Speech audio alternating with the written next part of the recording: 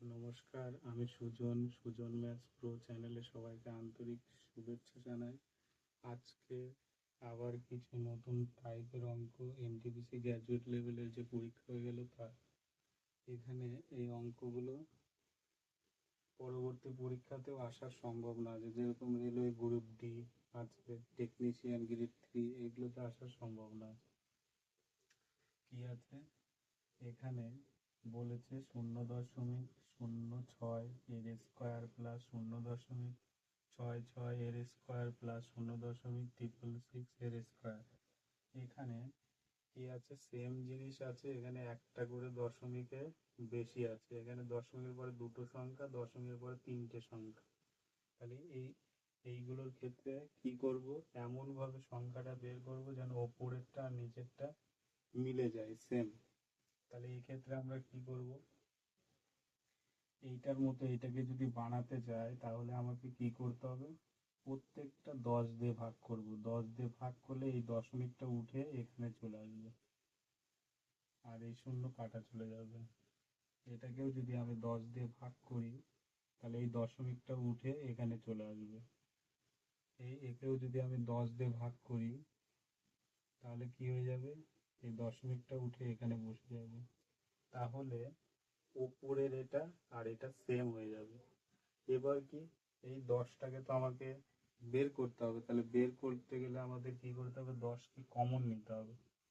যখনই আমরা কমন নেব তখন কি অ্যান্সার অপশনে একটু খেয়াল করতে হবে, এই জায়গায় অপশনটা কিন্তু কনফিউশন করবে, কেউ এই 10-এ টিক মেরে দেবে, কিন্তু এটা ভুল অ্যান্সার। কেন, এই 10-এর উপর স্কোয়ার করলে কত হবে, 100 অ্যান্সার হবে। এটা কি করে, কারণ এই 10টা পুরোটা ঘর মিলেই স্কোয়ার আছে, তাহলে যদি আমরা ব্যাকেট থেকে খুলে দেই তাহলে এই 10-এর ওপরও স্কোয়ার হবে। তাহলে আমরা সংখ্যাটা কিভাবে লিখতে পারি, এইটার থেকে আমরা কমন নেব, কমন নিলে কি হবে, 1/10 এর স্কোয়ার।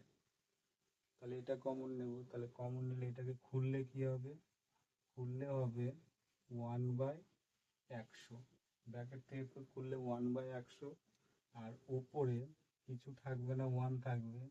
তাহলে এইগুলো আর এটা কেটে যাবে, কেটে গেলে এই 100টা কি হয়ে যাবে, ওপরে চলে যাবে। তাহলে অ্যান্সার কি হয়ে যাবে, 100 হবে অ্যান্সার।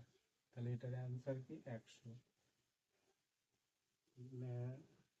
এইটাতে কনফিউশন যেন না হয়, যখনই আমরা কমন নেব তখনই এই 10-এর স্কোয়ার করে অ্যান্সারটা করতে হবে। বোঝা গেল। এবার নেক্সট টাইপ, এই টাইপের অঙ্কগুলো দেয় এখানে অপশন। এই অঙ্ক খুবই সোজা, কিন্তু অনেক সময় ঘাবড়ে গিয়ে উলট পালট অ্যান্সার হয়ে যায়। এটা ক্ষেত্রে কি করতে হবে, আমাকে দেখতে হবে দশমিকগুলো, কিচ্ছু দেখার দরকার নেই। দশমিক, যখন দশমিক আমরা গুনবো, দশমিকের পরে কটা, একটা সংখ্যা, এখানে দশমিকের পরে কটা, একটা, দশমিকের পরে এখানে কটা আছে, চারটা, তাহলে চারটা, পাঁচটা, ছটা, তাহলে দশমিকের পরে ছটা সংখ্যা হবে, মানে ছটার আগে দশমিক। তাহলে প্রথম অপশন আমরা ফলো করব, দশমিকের পরে কটা আছে, চারটা, দশমিকের পরে কটা আছে, তিনটা, তাহলে ছটার বেশি হয়ে যাচ্ছে, তাহলে এটা হবে না। নেক্সট, দশমিকের পরে তিনটা, দশমিক এটাতে নেই, দশমিকের পরে তিনটা, তাহলে ছটা, তাহলে এটাই অ্যান্সার হবে।